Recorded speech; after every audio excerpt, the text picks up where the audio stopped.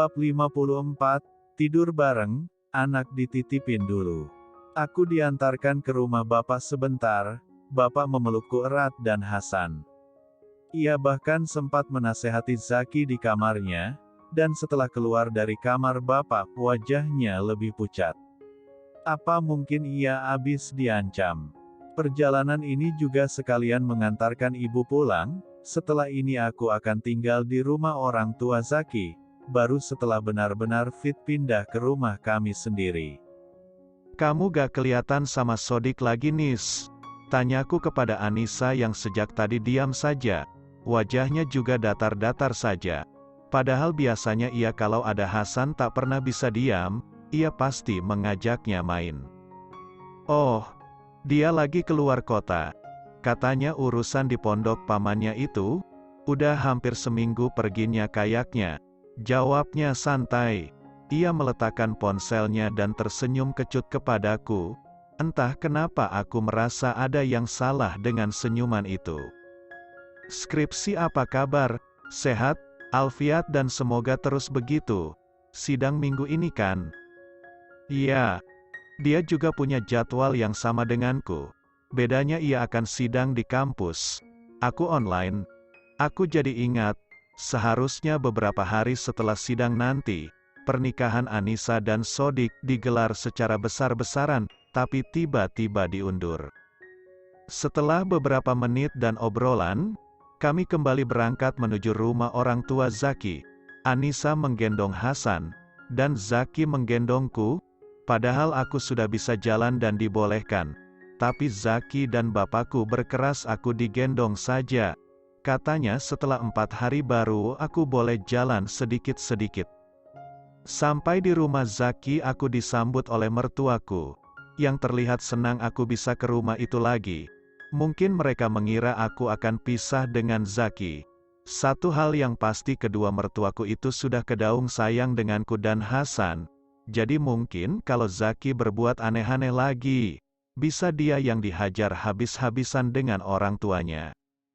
Aku diminta istirahat di kamar Zaki yang sudah disulap memiliki box untuk bayi. Kasurnya juga kurasa baru. Dengan spray baru, memang ibu mertuaku super perhatian. Hasan jadi piala bergilir. Dari bapak yang gendong. Lalu ibu, baru terakhir Anissa.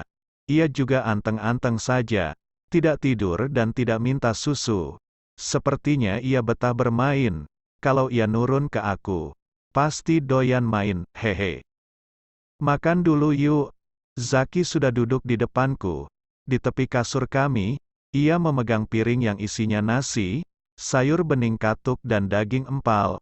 Apa ibu tahu aku lagi doyan daging empal begini?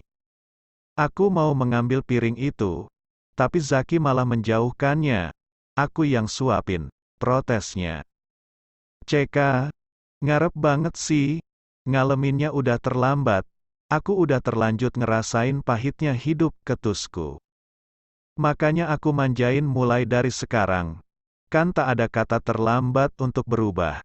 Emang dasaran mantan ustadz. Pinter banget dah ngelesnya. Udah kaya bajai. Dia menyuapiku sampai tandas. Kamu mau ke kamar mandi? Aku baru ingat, di sini kamar mandinya hanya ada 2. Satu di kamar Zaki dan satu di luar. Tapi kadang airnya mati di kamar Zaki. Ada airnya gak? Ada. Mau air hangat? Aku masakin. Tawarnya lagi.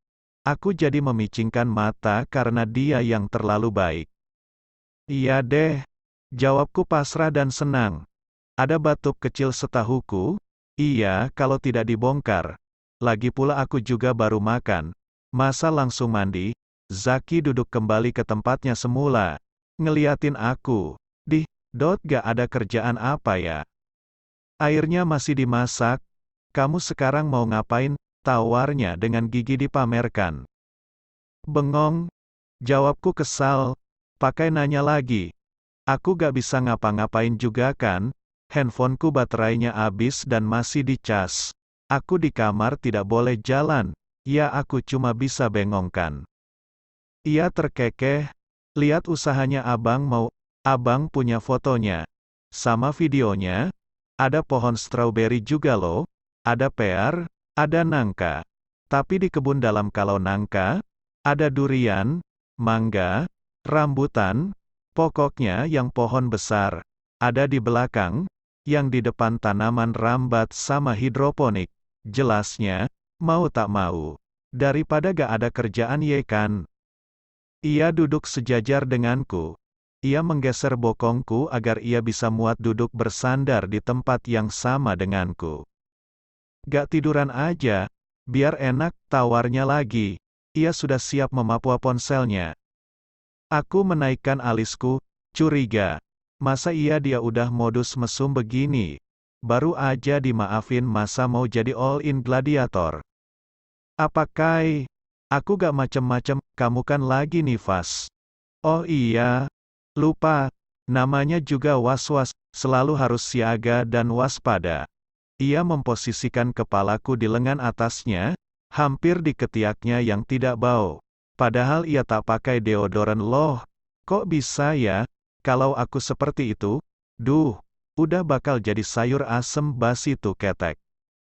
Kami berbaring berdekatan. Dengan tangannya jadi bantal, ia memulai perkenalan dengan kebunnya. Mulai dari muka paling depan, ia menunjukkan namanya, Mustafa's Farm. Kok farm? Protesku. Kalau farm biasanya ada binatangnya juga kan? Memang ada. Aku piara ayam kampung sama sapi perah. Kambing etawa juga ada. Jawabnya terus membuka galeri fotonya. Dia menunjukkan karyawannya. Untung aja semua karyawannya lelaki. Kalau ada perempuan, langsung kujadikan bahan ngambek lagi. Hehe, jahat banget ya nih otak. Mulai dari tanaman hidroponik, tanaman rambat, kebun anggur dan stroberi. Kebun besar berisi pepohonan tinggi dan besar. Lalu tempat binatang. Baru menjelaskan tentang kandang ayam kampungnya yang revolusioner. Aku sudah gak sanggup melek. Ya, walhasil aku tertidur. Suara penjelasannya terdengar seperti timang-timang.